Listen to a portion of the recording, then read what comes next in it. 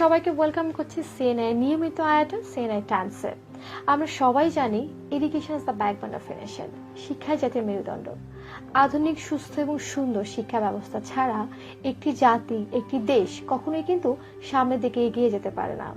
আপনারা চাইলে আজকের এই প্রোগ্রামটি একই সাথে দেখতে পারেন CNI Facebook page, CNI YouTube channel, Twitter সহ এবং অন্যান্য আদার্স যে সোশ্যাল সাইট রয়েছে সেখান থেকে। এবং চাইলে আপনারা আপনাদের মতামত আমাদেরকে জানাতে পারেন এবং আজকের প্রোগ্রামটি শেয়ার করতে পারেন। কথা বলছিলাম বাংলাদেশের শিক্ষা ব্যবস্থা নিয়ে। বর্তমান সময়ে বাংলাদেশের শিক্ষা ব্যবস্থা কেমন, কিংবা আমাদের শিক্ষা ব্যবস্থা কতখানি উন্নয়ন ঘটলে আমাদের এই দেশ আরো সামনের দিকে এগিয়ে যাবে, এইসব বিষয় নিয়ে কথা বলবো। আর এইসব বিষয় নিয়ে কথা বলার জন্য আজকে আমাদের সিএনআই স্টুডিওতে উপস্থিত আছেন professor doctor Nazrul Islam, adviser board of trustees, Canadian University of Bangladesh. আমরা চলে যাচ্ছি আজকের গেস্টের কাছে। Sir, welcome to the show. Thank you. কেমন আছেন? জি, ভালো আছি। খুবই ভালো লাগছে আপনাকে আমাদের মাঝে পেয়ে। এন্ড আমরা বাংলাদেশের শিক্ষা ব্যবস্থা এবং বিভিন্ন বিষয় নিয়ে কথা বলবো। স্যার, প্রথমে একটু জানবো, আপনি কিন্তু শিক্ষকতা এবং শিক্ষার সাথে যুক্ত আছেন অনেক বছর ধরে। বর্তমান সময়ে যদি শিক্ষাঙ্গনের সন্তুষ্ট এবং অসন্তুষ্টের বিষয়গুলো একটু জানবো আপনার থেকে, আপনার দৃষ্টিকোণ থেকে। থ্যাংক ইউ একটা ভালো প্রশ্ন করার জন্য। ইনফ্যাক্ট যে কোনো, শুধু শিক্ষাঙ্গন না, যে কোনো অঙ্গনে, যে কোনো ইন্ডাস্ট্রিতে অসন্তুষ্টি থাকে। তবে দেখতে হবে যে সন্তুষ্টির পরিমাণ বেশি থাকতে হবে। জি, অবশ্যই। তো আমাদের দেশে দুইটা সেক্টর, একটা গভর্নমেন্ট সেক্টর, একটা প্রাইভেট সেক্টর। আমি গভর্নমেন্ট সেক্টরেও শিক্ষক ছিলাম, খুলনা বিশ্ববিদ্যালয়ে শিক্ষক ছিলাম।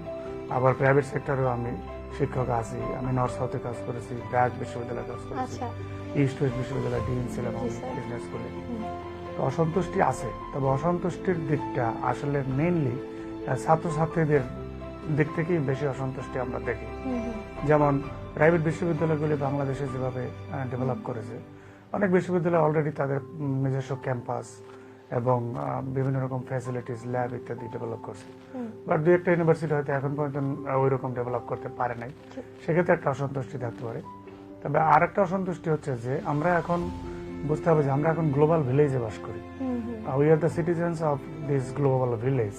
সো তার মানে কি, we need to be global standard. তো গ্লোবাল স্ট্যান্ডার্ড যদি আমাদেরকে হতে হয়, আমরা যদি গ্লোবাল স্ট্যান্ডার্ড আমরা যদি এডুকেশন দিতে চাই, সেই ক্ষেত্রে গ্লোবাল স্ট্যান্ডার্ড সব ব্যবস্থা থাকতে হবে। হয়তো সেই অর্থে ছাত্রছাত্রীরা হয়তো পুরোপুরি সন্তুষ্ট নাও থাকতে পারে। বাট আমি বলবো অ্যাট দি থ্রেশহোল্ড লেভেল বাংলাদেশে প্রাইভেট সেক্টর, বিশেষ করে গভর্নমেন্ট সেক্টর অসুবিধা নেই, government regulated and financially supported. But private সেক্টরে অসন্তুষ্টির চেয়ে সন্তুষ্টিই বেশি। তার প্রমাণ হচ্ছে যে হাজার হাজার ছাত্র এখানে পড়াশোনা করছে। স্যার, আপনার বিশ্ববিদ্যালয় সম্পর্কে জানতে চাই এবং কার্যক্রম সম্পর্কে জানতে চাই এবং বিশেষত্ব আছে এর সম্পর্কে জানতে চাই। জি, আমি কানাডিয়ান ইউনিভার্সিটি অফ বাংলাদেশ এই বিশ্ববিদ্যালয়ে বর্তমানে উপদেষ্টার পাশাপাশি আমি বিজনেস স্কুলের ডিন হিসাবেও কাজ করছি। কানাডিয়ান বিশ্ববিদ্যালয় 2016 সালে প্রতিষ্ঠিত হয়েছে। এটি একটি রিলেটিভলি নিউ বিশ্ববিদ্যালয় এবং যে কথাটা আমি বলেছিলাম যে আসলে গ্লোবাল স্ট্যান্ডার্ড এডুকেশন দরকার, এবং কানাডিয়ান ইউনিভার্সিটি শুরুতেই এইরকম গ্লোবাল একটা নর্থ আমেরিকান স্ট্যান্ডার্ড এডুকেশন শিক্ষা দেওয়ার জন্য কিন্তু বিশ্ববিদ্যালয়টা প্রতিষ্ঠিত হয়েছে। সে কারণে বিশ্ববিদ্যালয়ে আপনি দেখবেন যে আমাদের course curriculum north American standard, আমাদের ফ্যাকাল্টি মেম্বার্স তাদের এডুকেশন নর্থ আমেরিকান ইউনিভার্সিটি এবং অন্যান্য ওয়েস্টার্ন কান্ট্রি থেকে এডুকেশন নেওয়া। এমনকি কানাডিয়ান ইউনিভার্সিটি অফ বাংলাদেশে আমাদের আমেরিকান প্রফেসররা এখানে কর্মরত বর্তমানে আছেন। সুতরাং আমরা যে এই যে গ্লোবাল স্ট্যান্ডার্ড হওয়ার জন্য যে ধরনের শিক্ষা ব্যবস্থা দরকার, যে ধরনের outcome based teaching learning method দরকার, আমরা সেটাই ব্যবহার করছি। So the students will be prepared in such a way they will be able to face the challenges of 21st century। আচ্ছা স্যার, এই বিশ্ববিদ্যালয়ে আসলে যে স্টুডেন্ট যারা রয়েছে এদের সুযোগ সুবিধা নিয়ে একটু জানতে চাবো এবং এই বিশ্ববিদ্যালয়ের মান সম্পর্কে একটু জানতে চাবো। আমাদের বিশ্ববিদ্যালয়, আমি বলেছি যে রিলেটিভলি নিউ, এখানে 3টে স্কুল আছে। সায়েন্স অ্যান্ড ইঞ্জিনিয়ারিং স্কুল, যার অধীনে 3টে ডিপার্টমেন্ট আছে, computer science and engineering, shipping and maritime science and triple E department. আর বিজনেস স্কুলের আন্ডারে বিবিএ প্রোগ্রাম, এমবিএ প্রোগ্রাম এবং এক্সিকিউটিভ এমবিএ প্রোগ্রাম। আর school of liberal arts and social science, এখানে 3টে ডিপার্টমেন্ট আছে। এলএলবি, ব্যাচেলর অফ ল, তারপর film and television একটা নিউ ডিপার্টমেন্ট, এবং ইংলিশ স্টাডিজ একটা ডিপার্টমেন্ট আছে। সো এই ডিপার্টমেন্টগুলির মধ্যে ইঞ্জিনিয়ারিং স্কুল অবশ্যই ল্যাব ভিত্তিক, ল্যাব আছে তাদের প্র্যাকটিক্যাল সেশনাল ক্লাস হচ্ছে, যেটা অ্যাকর্ডিং টু প্ল্যান এবং কারিকুলাম। বিজনেস স্কুলে আমরা ফলো করি, আপনারা জানেন যে বিজনেস গ্রাজুয়েটকে কর্পোরেটে চাকরি পেতে হবে, তাহলে কর্পোরেট একটা অ্যাটাচমেন্ট দরকার। সে কারণে আমাদের 30% মানে teacher or instructor come from the corporate sector, corporate CEO এবং successful corporate personalities, they come to teach this business BBMBA courses. 30% and 70% in internal এবং all are highly educated and foreign educated. আচ্ছা। At the same time arts faculty তো আমাদের শিক্ষক ভালো highly trend শিক্ষক শিক্ষিকা আছে। আচ্ছা। সুতরাং আমরা তো মনে করি যে বিশ্ববিদ্যালয় ভালো মানের এডুকেশন দিচ্ছে এবং যেটা মানে মার্কেট যে কন্টেম্পোরারি মার্কেট ডিমান্ডের সাথে ম্যাচ করে এবং গ্লোবাল স্ট্যান্ডার্ডকে অ্যাচিভ করার জন্য আমরা যেন আমাদের এখান থেকে গ্রাজুয়েট হলে তার যেন কর্মক্ষেত্র শুধুমাত্র বাংলাদেশে নয়, সে যেন দেশের বাইরে গিয়েও যেন কাজ করতে পারে। জি, সেরকম সেটাই মাথায় নিয়ে এখানে শিক্ষাদান করা হচ্ছে। স্যার, বর্তমান সময় বেসরকারি ইউনিভার্সিটিগুলো কতখানি অগ্রসর আপনাকে যদি জানতে চাই আপনার কাছে? That is a good question.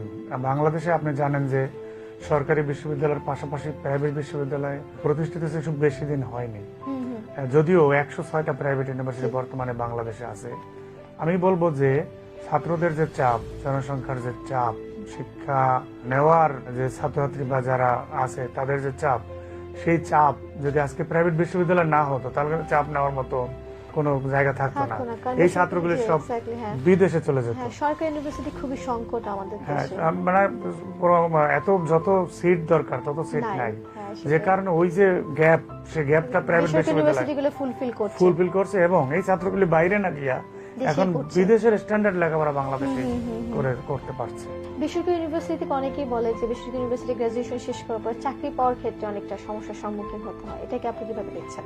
আমি আপনার এই কথাটার সাথে পুরোপুরি একমত না। কারণ হচ্ছে প্রাইভেট বিশ্ববিদ্যালয় at least rigorous teaching learning method follow করা হয়, আউটকাম বেসড। এবং আপনি যে কোনো বিষয়, আমি তো প্রাইভেট কয়েকটা বিশ্ববিদ্যালয়ের নাম বললাম যেগুলোতে আমি কাজ করেছি, আমি তো কখনো দেখি নাই যে কোর্স কমপ্লিট না করে অথবা প্রপার এডুকেশন না দিয়ে তাকে গ্রেড দেওয়া হচ্ছে অথবা তাকে পাস করানো, সেটা তো সম্ভব না, প্রাইভেট ইউনিভার্সিটি হবে না, এটা সম্ভব না। সুতরাং at the end of the day or at the end of 4 years programme, যখন ছাত্রছাত্রী যখন গ্রাজুয়েট হবে তখন সে তার মধ্যে একটা চেঞ্জ, একটা ডিফারেন্স তৈরি হবে, যে ডিফারেন্সটা তাকে কর্মক্ষেত্রে চাকরি পেতে সাহায্য করবে। এবং আপনি যে প্রশ্ন করছেন, আপনি সত্যিকার অর্থে কি কোনো প্রাইভেট ইউনিভার্সিটির ছাত্র গ্রাজুয়েট কি বেকার আছে? আসলে বেকার নাই, আরো গ্রাজুয়েট দরকার বাংলাদেশে, আরো গ্রাজুয়েট দরকার, বেকার নাই বরং আরো গ্রাজুয়েট দরকার। সেখানে হয়তো বলা যেতে পারে যে হয়তো international highly standard international education আছে, সেটা নিয়ে হয়তো প্রশ্ন থাকতে পারে, বাট গ্রাজুয়েট চাকরি পাচ্ছে বাংলাদেশে, মানে কেউ বসে থাকছে না, কেউ বসে থাকছে না, কাজ আছে, দেশের ইকোনমি গ্রোয়িং, সো ডিমান্ড, অনেক লোকের চাহিদা। সেটাই। স্যার, একটু জানবো যে আপনার ইউনিভার্সিটি কোন স্টুডেন্ট এখনো কর্মক্ষেত্রে বিশেষ কোনো সাফল্য পেয়েছে কিনা? আমাদের বিশ্ববিদ্যালয় থেকে রেগুলার গ্রাজুয়েট এখনো বের হয়নি, আগামী অগস্টে বের হবে 2020। তো তারপরও আমাদের এখানে কিছু এমবিএ এর ছাত্রছাত্রী বের হয়েছে, কিছু ক্রেডিট ট্রান্সফার ছাত্রছাত্রী কিছু পাস করে বের হয়েছে। তো সে ছাত্ররা ভালো ভালো চাকরি করছে, ভালো মাল্টিন্যাশনাল কোম্পানিতে আমাদের কিছু ছাত্রছাত্রী আছে, ওদের খুব বেশি গ্রাজুয়েট হয়নি, শখানেক এরকম। সামনে সেই অপরচুনিটি আছে এবং তারা বের হবে, কর্মক্ষেত্রে অবদান রাখবে, সেটাই তেমনটি আমরা আশা করছি। জি, আমরা আশা করছি। ভিউয়ার্স, আপনারা দেখছেন অবশ্যই সিএনআই টাইমস এবং আমাদের সাথে আছেন। আমরা কিন্তু কথা বলছি বর্তমান সময়ে বাংলাদেশের শিক্ষা ব্যবস্থা নিয়ে। আশা করছি আমাদের সাথে শেষ পর্যন্ত যুক্ত থাকবেন। স্যার, আপনি হচ্ছেন উপদেষ্টা এবং অধ্যাপক এই ইউনিভার্সিটি। আপনার দৃষ্টিকোণ থেকে আপনার ইউনিভার্সিটি কোনো মিসিং কিংবা ল্যাকিংস আছে কিনা, কিংবা সামনে কি করবেন পরিকল্পনাগুলো যদি একটু শেয়ার করতেন। একটা গ্রোয়িং একটা প্রতিষ্ঠানে তো কিছু শর্টকামিংস থাকতেই পারে। আচ্ছা। যেমন আমাদের বর্তমানে আমরা বনানীতে একটা সুবিশাল একটা ভবনে আমরা আমাদের ক্যাম্পাসটা আছে, আমাদের পার্মানেন্ট ক্যাম্পাস পূর্বাচলে জায়গা কেনা হয়েছে এবং কাজ শুরু হতে যাচ্ছে।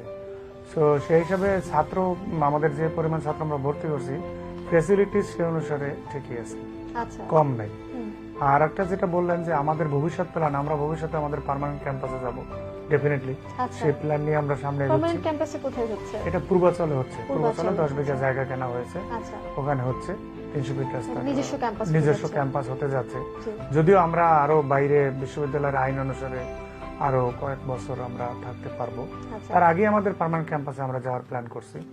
এবং আপনি জানেন যে ছাত্রছাত্রীরা সবসময় পার্মানেন্ট ক্যাম্পাসই পছন্দ করে। অবশ্যই পছন্দ পছন্দ করে করে। নিজস্ব ঠিকানা, Right. নিজের বাড়ির মতো, নিজের একটা বাড়ি থাকে যেরকম মানে জি, একটা আমাদের freedom পার্মানেন্ট সেরকম। ক্যাম্পাস হতে যাচ্ছে, আমাদের কনভোকেশন হতে যাচ্ছে, আচ্ছা, আমাদের অনেক কিছু হতে কনভোকেশনটা কি যাচ্ছে। সামনে? সামনে 2020 তে প্ল্যান আছে, কারণ আচ্ছা। আমাদের রেগুলার গ্রাজুয়েট বের এটা কি হবে। ফার্স্ট কনভোকেশন হচ্ছে? ফার্স্ট কনভোকেশন হবে 2020 তে। আচ্ছা, আপনার আজকে ইউনিভার্সিটিতে যারা রয়েছেন, ইউনিভার্সিটিতে যারা স্টুডেন্টরা রয়েছেন, তাদের এক্সপেকটেশনের জায়গাটা আসলে কতখানি ফুলফিল করতে পারছেন? ছাত্রদের এক্সপেকটেশন তো অনেক থাকে, কারণ ওরা তো এখন এই মিডিয়া ইনফরমেশন কমিউনিকেশন টেকনোলজির যুগে জি, তারা তো একেবারে পুরো ইন্টারন্যাশনাল স্ট্যান্ডার্ড এক্সপেকটেশন।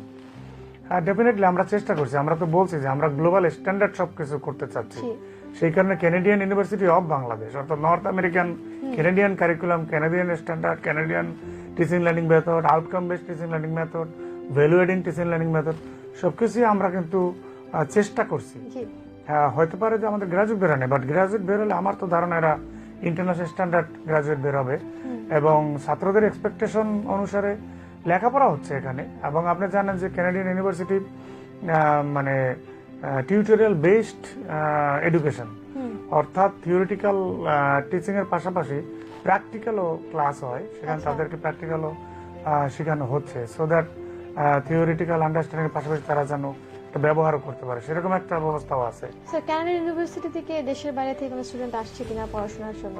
যে এটা একটা Admission ভালো নিচ্ছে কোশ্চেন করছেন। কিনা? বর্তমানে আমাদের বিশ্ববিদ্যালয়ে বিদেশের অ্যারাউন্ড 60 স্টুডেন্টস বিদেশে এখানে পড়াশোনা আচ্ছা। করছে।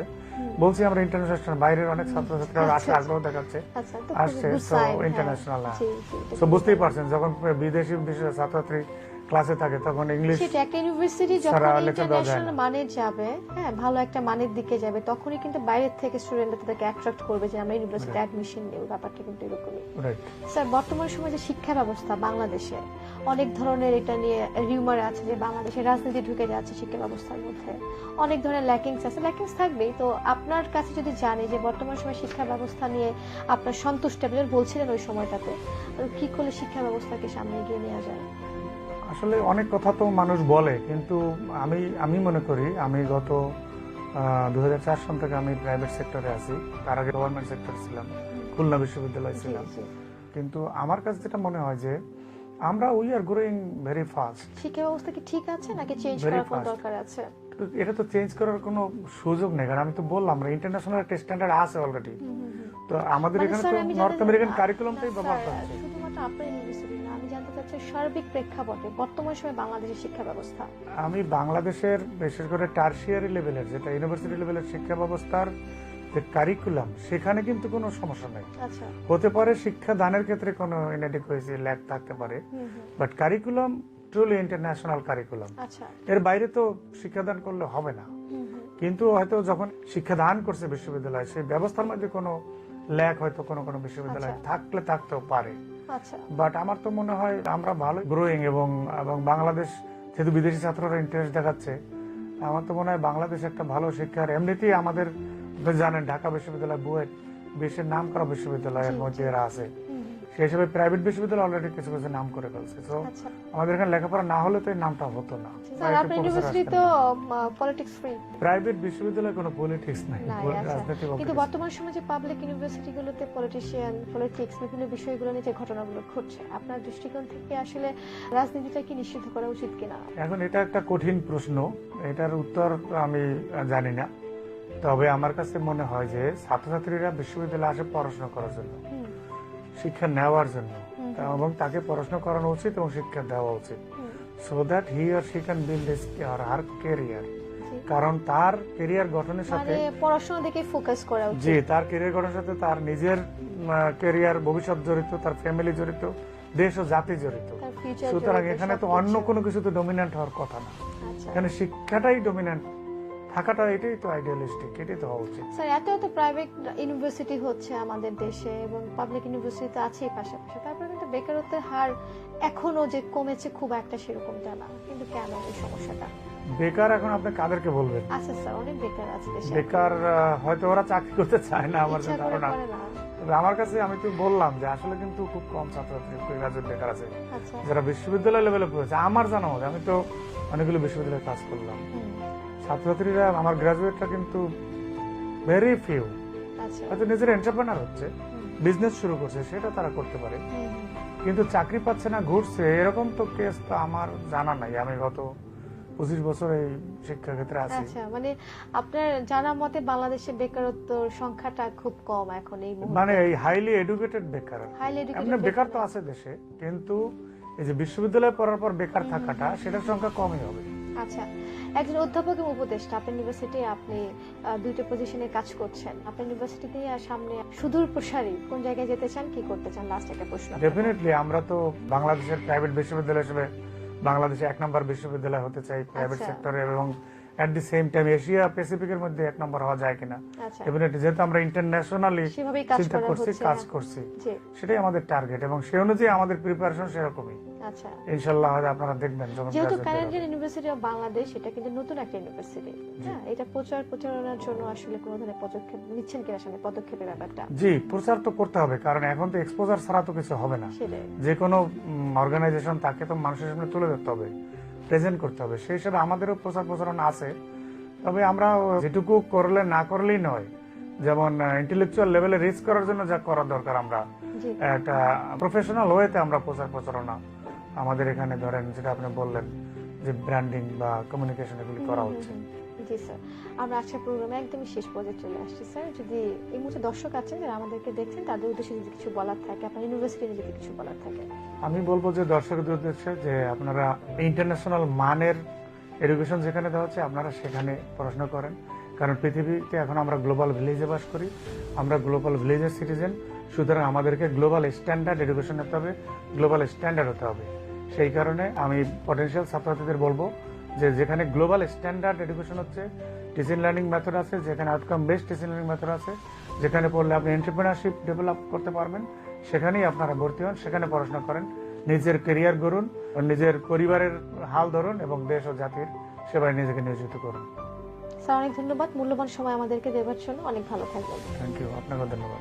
দর্শক, অনেক ইনফরমেশন আমরা জানছিলাম স্যারের কাছ থেকে। সিএনআই টাইমস আজকের আয়োজনে এই পর্যন্তই। আজকের এই আয়োজনে বাংলাদেশের শিক্ষা ব্যবস্থা এবং বাংলাদেশের শিক্ষা ব্যবস্থাকে উন্নয়ন করলে এই বিষয়ে সামনে এগিয়ে যাবে, এসব বিষয় নিয়ে আমরা কথা বললাম। এখান থেকে যদি আপনারা খানিকটা উপকৃত হয়ে থাকেন, সেখানেই হবে আমাদের সার্থকতা। আবারও দেখা হবে একই দিন একই সময় নতুন কোনো অতিথি, নতুন কোনো টপিক নিয়ে। সেই পর্যন্ত সবাই ভালো থাকবেন, সুস্থ থাকবেন, সুন্দর থাকবেন এবং সিএনআই এর সাথেই থাকবেন। আজকের মতো বাই।